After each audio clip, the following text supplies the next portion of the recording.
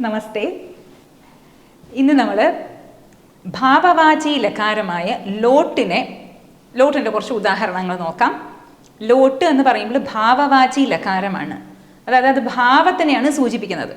ക്രിയാപദം ഭാവത്തിനെ സൂചിപ്പിക്കുന്നു. ഇപ്പോൾ പ്രാർത്ഥനയാകാം, ആമന്ത്രണമാകാം, നിയന്ത്രണമാകാം, ആദേശമാകാം, ഇതെല്ലാത്തിനെയും സൂചിപ്പിക്കുന്നു ലോട്ട്. അതിൻ്റെ കുറച്ച് രൂപങ്ങൾ നമുക്ക് നോക്കാം. എങ്ങനെയാണ്? എല്ലാവർക്കും അവിയൽ ഇഷ്ടമാണല്ലോ അല്ലേ? അപ്പോൾ അവിയൽ എങ്ങനെയാണ് ഉണ്ടാക്കേണ്ടത് എന്നാണ് ഇതിൽ പറഞ്ഞിരിക്കുന്നത്. അവിയൽ ഇവിടെ എഴുതിയിട്ടുണ്ട്. അവിയൽ രസമാണല്ലോ അല്ലേ?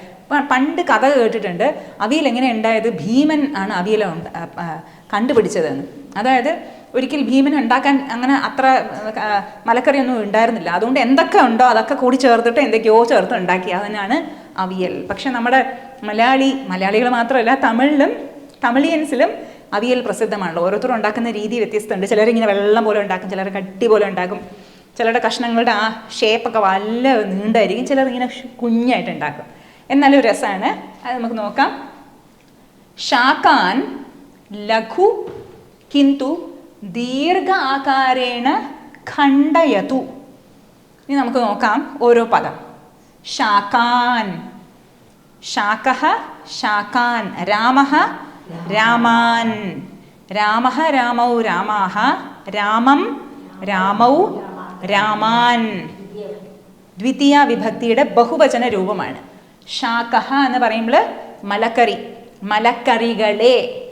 മലക്കറികളെ ശാകാൻ. ലഘു എന്ന് പറയുമ്പോൾ കുഞ്ഞ്. കിന്തു പക്ഷേ, ദീർഘ ആകാരേണ, ആകാരം രൂപം, ആകാരേണ, രാമേണ തൃതീയ വിഭക്തിയാണ്. ദീർഘ ആകാരത്തിൽ, ആകാരം കൊണ്ട്. അവിയലിന് അങ്ങനെയാണല്ലോ, കുഞ്ഞാണ്, തിന്നായിരിക്കും, പക്ഷെ കോല് പോലെ ഇരിക്കുമല്ലോ അല്ലേ? അതിനാണ് ദീർഘ ആകാരം എന്ന് പറയുന്നത്. ആകാരേണ ഉണ്ടായിരുന്നു ഖണ്ഡയതു. തു ഇത് ലോട്ട് രൂപമാണ്. തു ഖണ്ഡയതു. ഭവാൻ, ആരോട് വേണമെങ്കിലും പറയാം അല്ലേ? ഭവാൻ അങ്ങ്, ഖണ്ഡയതു മുറിച്ചാലും, അതിനെ കട്ട് ചെയ്താലും. അപ്പോൾ ഭാവവാചക ലകാരമാണ് ഖണ്ഡയതു. ശരി, അത് കഴിഞ്ഞിട്ട് എന്താ ചെയ്യേണ്ടത്? ബ്രാഷ്ട്രകേ കിഞ്ചിത് ജലം ഹരിദ്രാചൂർണം ച യോജയതു. യോജിപ്പിക്കാം. അതും യോജയതു ലോട്ട് രൂപമാണ്.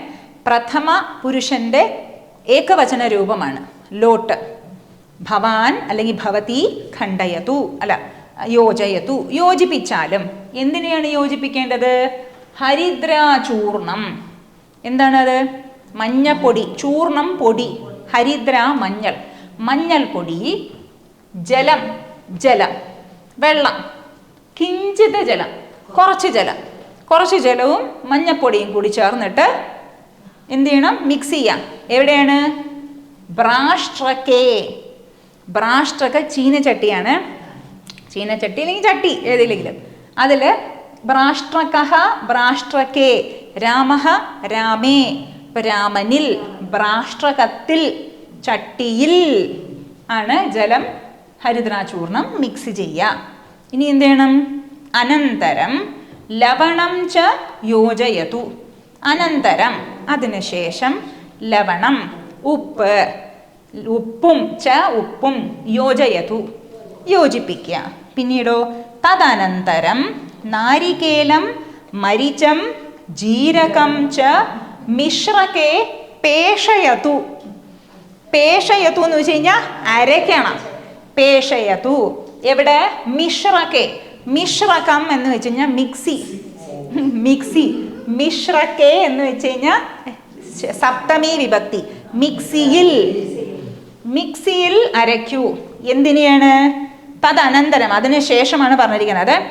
എന്തിന്? നാരികേലം, തേങ്ങ. നമ്മൾ മലയാളത്തിൽ നാളികേരം എന്ന് പറയും. ഇത് നേരെ ഇത്തിരി അക്ഷരം മാത്രം. നാരികേലം. പിന്നീട് മരിചം, മുളക്, ജീരകം കൂടി ചേർന്നിട്ട് മിശ്രകത്തിൽ അരയ്ക്കൂ. പിന്നീടോ ശാകൈഹി മേലയതു മിക്സ് ചെയ്യൂ. ഏതുമായിട്ട്? ശാകൈഹി, മലക്കറിയോടുകൂടി. രാമൈഹി തൃതീയ വിഭക്തിയുടെ ബഹുവചന രൂപമാണ്. മലക്കറിയോട് കൂടി യോജിപ്പിച്ചാലും.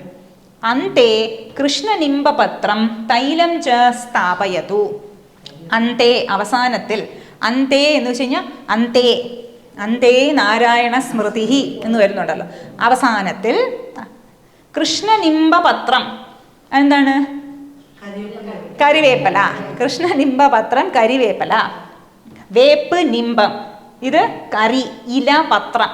അപ്പൊ കരിവേപ്പില എന്ത് ചെയ്യണം? തൈലം എണ്ണയും കൂടി ചേർന്ന് സ്ഥാപയതു അതിൽ ഇടുക. സ്ഥാപയതു. അവിയൽ പരിവേഷണാർത്ഥം സിദ്ധം അസ്തി. അവിയൽ പരിവേഷണാർത്ഥം വിളമ്പാൻ വേണ്ടി. പരിവേഷണം ചെയ്യാന്ന് വെച്ചാൽ വിളമ്പുക. അതിന് വേണ്ടി അർത്ഥം വിളമ്പാൻ വേണ്ടി സിദ്ധം റെഡി അസ്തി ആണ്.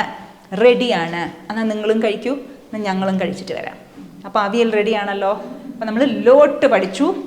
കുറച്ച് ശബ്ദങ്ങളുടെ സപ്തമി വിഭക്തി, അതുപോലെ ഇതിൻ്റെ തൃതീയ വിഭക്തി, കുറച്ച് രൂപങ്ങൾ നമ്മൾ കണ്ടു. ഇനി അടുത്ത ക്ലാസ്സിൽ കാണാം.